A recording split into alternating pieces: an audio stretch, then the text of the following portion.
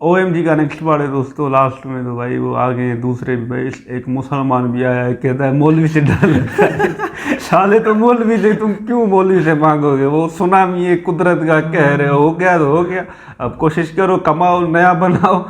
वो तो एक हिंदू है उसका अलग है, इस्लाम में भी अभी आ रहा है, ये फतवा लगाएंगे मार देंगे।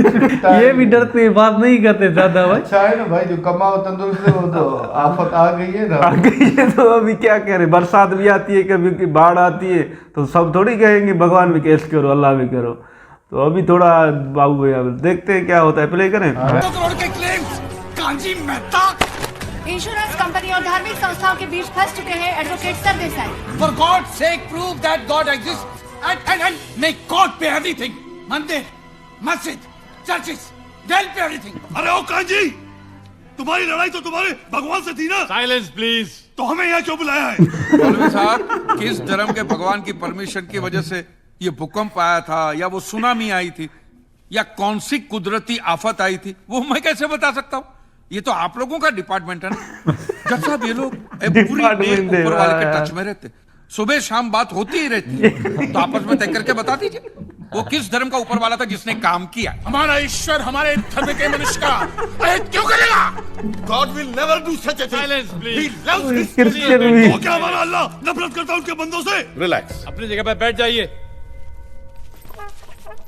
इतने सारे केसेस को स्टडी करने के लिए इस कोर्ट को कुछ और वक्त चाहिए। इस मुकदमे से ताल्लुक रखने वाला कोई भी शख्स देश से बाहर नहीं जा सकेगा। क्या?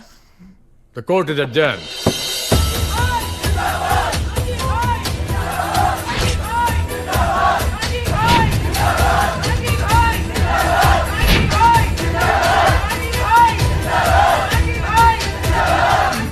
महाराज, ये तो सरकारी जगह है, यहां से तो सुरक्षित निकल जाओगे, लेकिन इन लोगों से मंदिरों में, गिरिजाघरों में, मस्जिदों में किस किस से बचोगे?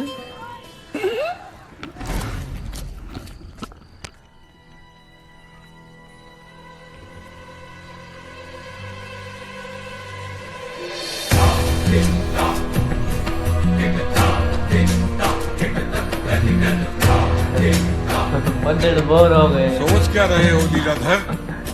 चींटी हाथी के कान तक पहुंच गई है। आस्था के नाम पर जो गोरख धंधा आप लोगों ने चला रखा है, बंद कर दो उसे, अन्यथा वो दिन दूर नहीं जब राम के नाम पर कोई भीख भी नहीं देगा। Thank you. तो मेरी बात नहीं समझ रहे हो लीलाधर? Thank you.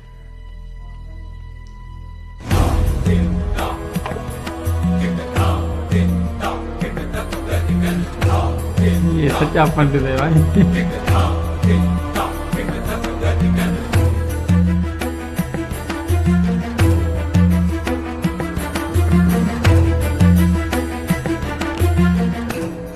वैसे स्वामी जी, चिंता का विषय तो है नहीं, क्या है, लोग एक तरफ उसे हीरो बना रहे हैं और दूसरी तरफ जो है क्लेम का रकम बढ़ता जा रहा है, तो हम सिर्फ चिंता ही जताएंगे या कुछ करेंगे भी?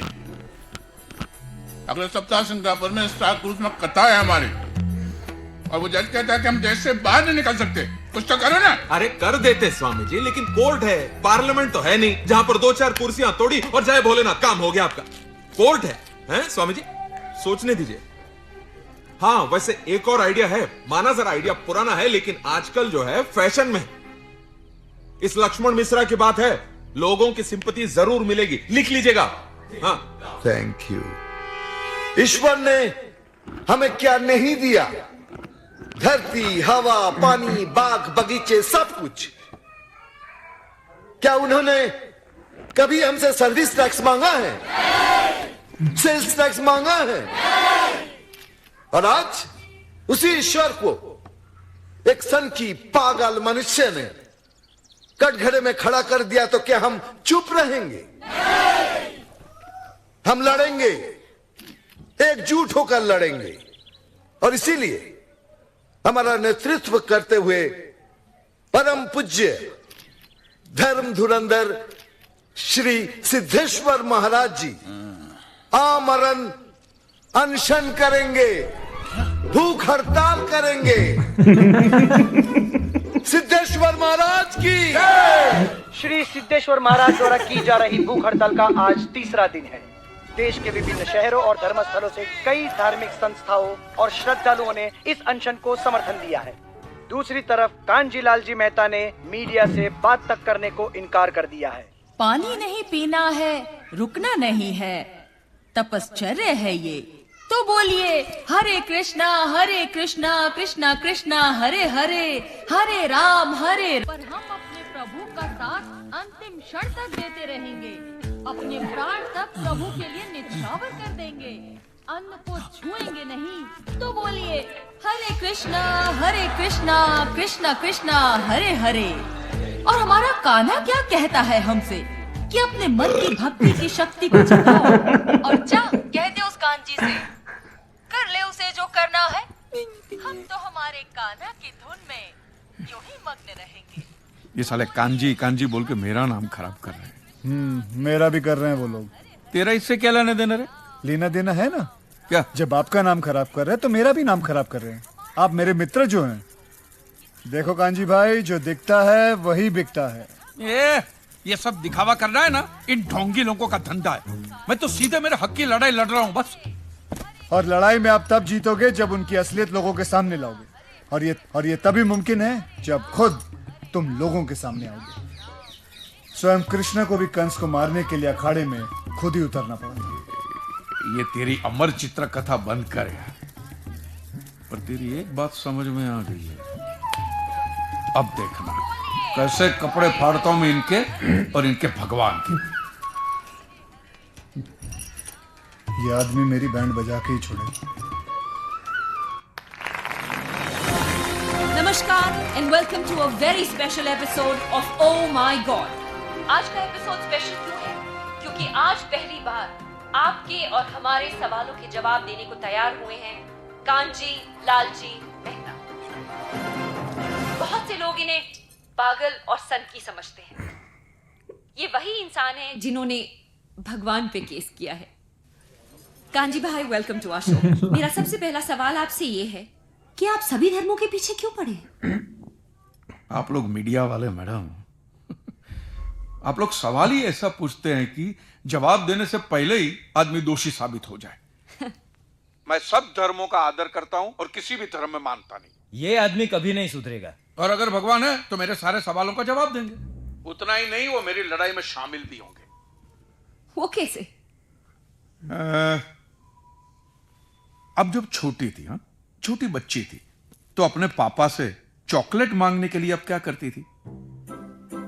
माने से पापा के नाम की माला जपती थी, पापा चॉकलेट दो चॉकलेट दो चॉकलेट दो, कि पापा के सामने अगरबत्ती घुमाती थी या फूल फेंकती? नहीं, मैं ऐसा सब कुछ नहीं करती थी। जो मुझे जो चाहिए होता था मैं उनसे डायरेक्टली मांग लेती थी। Exactly madam, exactly. मैं भी तो वही कर रहा हूं। हुआ यह है कि दुनिया वालों ने मुझे बचपन से ऐसा समझाया कि भगवान तो हमारे बाप के समान है। होगा, लेकिन मैं यकीन कैसे करूं जब तक वो मेरा बाप मेरे सामने नहीं आता? तू तो नास्तिक है, तेरे सामने आएगा। माँ जी आप खाइए। कांजी भाई, वैसे तो मैं भी मानता हूँ कि भगवान हमारे पिता समान है। हाँ। तो क्या वो मेरे सामने आएंगे? आप ये मंदिर मूर्ति वगैरह में मानते हैं? हाँ मानता हूँ। तो वो तुम्हारे सामने नहीं आएंगे। लेकिन क्यों? क्योंकि आप उनको मंदिर मूर्तियों में ढूंढ रहे हो ना, फिर उनको रूबरू होने की क्या जरूरत है? नहीं नहीं, लेकिन ये तो गलत है। भगवान तो होता ही है। 2 साल से मुझे अच्छी नौकरी नहीं मिल रही थी। मैंने मन्नत मांगी कि मुझे अच्छी नौकरी मिल जाएगी तो मैं अपने बाल अर्पण करके आऊंगा, और देखो मुझे नौकरी मिल गई। ओहो, पूरे के पूरे अर्पण कर दिए। अच्छा आप जरा सोचिए, आप सुबह सुबह तैयार होकर फर्स्ट क्लास ऑफिस के लिए निकलते, काम के लिए निकलते, और जैसे आप घर का दरवाजा खोलते हैं सामने बालों का ढेर पड़ा हुआ, काले बाल, सफेद बाल, कुछ डैंड्रफ वाले बाल, कुछ ऐसे जूं वाले बाल, हर किस्म के बालों का बुफे लगा हुआ है।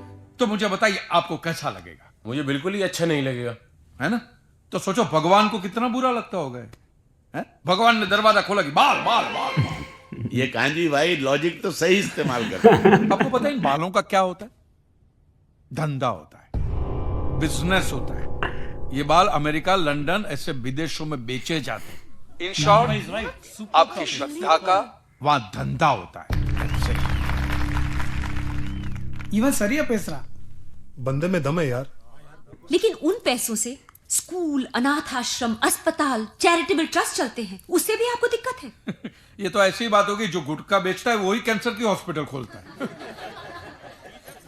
और मैडम ये सब चलाना ही पड़ेगा, क्योंकि ये सारा पैसा ब्लैक का आता है। इसका अगर आपने व्हाइट में कोई ट्रांजैक्शन नहीं दिखा तो इनकम टैक्स वाले आपका गला दबा के जेल में डाल देंगे। मुझे प्रॉब्लम है इनके पैसे निकालने के तरीकों से। जिस तरह वो माफिया वाले गन दिखा के डराते, ये लोग भगवान दिखा के डराते। That's a good one. आपके बच्चे की कुंडली बहुत खराब है, वो मांगलिक है, उसको काल सर्प योग है, शनि का साया है, मंगल की माया है। क्या है ये? वो बेचारा अभी अभी तो पैदा हुआ, उसको सांस तो लेने दो। फिर इस सब के इलाज के लिए वो लोग पूजा पाठ की बंदूकें निकालते हैं, और जीते जी तो छोड़िए, ये आपको अगले जन्म के लिए भी डराते हैं। हाँ, कि अगर इस जन्म में आपने ये किया तो अगले जन्म में कुत्ते बनोगे, या अगर ये किया तो कीड़े बनोगे, मकोड़े बनोगे, नर्क में जाओगे। और फिर तो नर्क का पूरा मेनू कार्ड भी पड़ता है कि आपको वहां कांटों के बिस्तर पे सुलाया जाएगा, आग के दरिया में झोंका जाएगा, गर्मा गर्म तेल में फ्राई किया जाएगा। मैं आदमी हूं कि पकोड़ा हूं?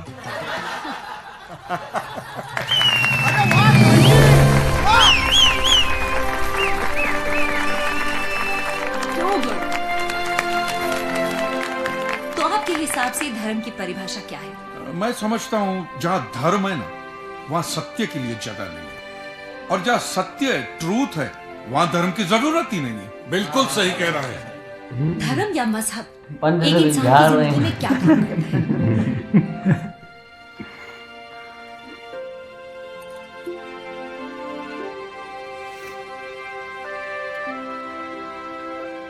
मेरे हिसाब से तो एक ही काम करता है मैडम, या तो वो इंसान को बेबस बनाता है या फिर आतंकवाद।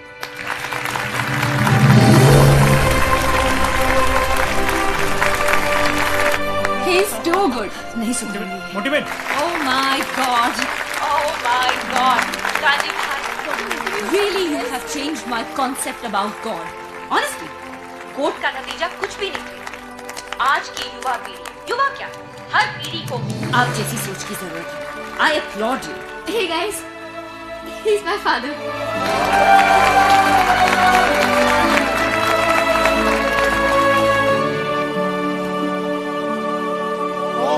अब सब मान रहे हैं कि वाकई में ये सही कर रहा है, और ये धंधा बंद करवा रहा है, जो मतलब धर्म का धंधा करते हैं। जैसे बाल वाली बात की, वो बाल भी वो बेचारे आते हैं, मासूम लोग होते हैं, भाई बाल दे दो, तो वो बेचते हैं। तो ये जो उन्हें गलतियां ढूंढ रहा है बाबू भैया ना, सबको उनका आईना दिखा रहा है। और पंडित भी हरामी है ना, हड़ताल में बैठा है, वो टकलू बाथरूम में जाके बड़ा पाव खा रहा है। तो ये ढोंग है ना, ढोंगी ये काम कर रहे हैं ना, तो इसलिए तो बाबू भैया गुस्सा है थोड़ा। वो उनके लफ्ज़ ऐसे है ना, अल्फाज जो बोलते हैं उनमें थोड़ा इंसल्ट हो जाती है भगवानों की, बट बातों में दम है। राजू भैया भी इंजॉय कर रहे हैं भाई, वो कुल्फ़ी खा रहे हैं, वो खुश हो रहे हैं, तो बड़ा अच्छा लग रहा है। मस्जिद वाली बात थोड़ी खटकी, मस्जिद में चंदा नहीं होता भाई, थोड़ा होता है चंदा, वो मस्जिद का खर्चा होता है भाई, बिजली का बिल दो, जो इमाम साहब नमाज़ पढ़ाता है उसकी सैलरी हो जाती है, तो वही है। बाकी ज़्यादातर वो मंदिरों वाला थोड़ी है कि भाई सोना भी मस्जिद में देते हैं, ऐसा नहीं होता। नमाज़ पढ़ो, वुज़ू करो, बस फिनिश। हाँ, ज़बरदस्ती नहीं है, दो तो अपनी मर्जी है, नहीं दो तो अपनी मर्जी है भाई, कोई ज़बरदस्ती नहीं है।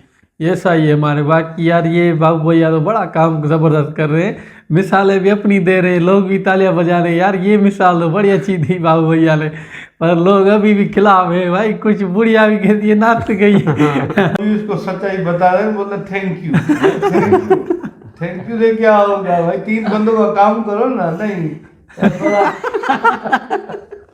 भाई जान वाला। हाँ, ये भी तो झक मारता रहती है। मेरे ख्याल में कंचना का बाप ये वाला सफेद झाड़ता रहता है बस। जो बाबू भैया है ना, जो सच्चाई बोल रही है ना, बता रहा है ना, वो बिल्कुल सही है भाई। लोग देखो ना, ये इतना बड़ा चंदा देते रहते मंदिरों में, वो तो किसको किधर पता चलता है किधर जा रहा है वो माल। ऐसे 18-18 हज़ार करोड़ भाई, 2-2 हज़ार करोड़, इतना बड़ा ये चंदा है भाई ना, ये गरीबों में बांटे तो और मजा आ जाए ना। नहीं, ये पूरे का पूरा है ना, ये ढोंगी बाबा बैठा हुआ है भूख हड़ताल पर, अंदर बाथरूम में खा रहा है और बाहर आए डकाइया पे डकाइया ले रहा है।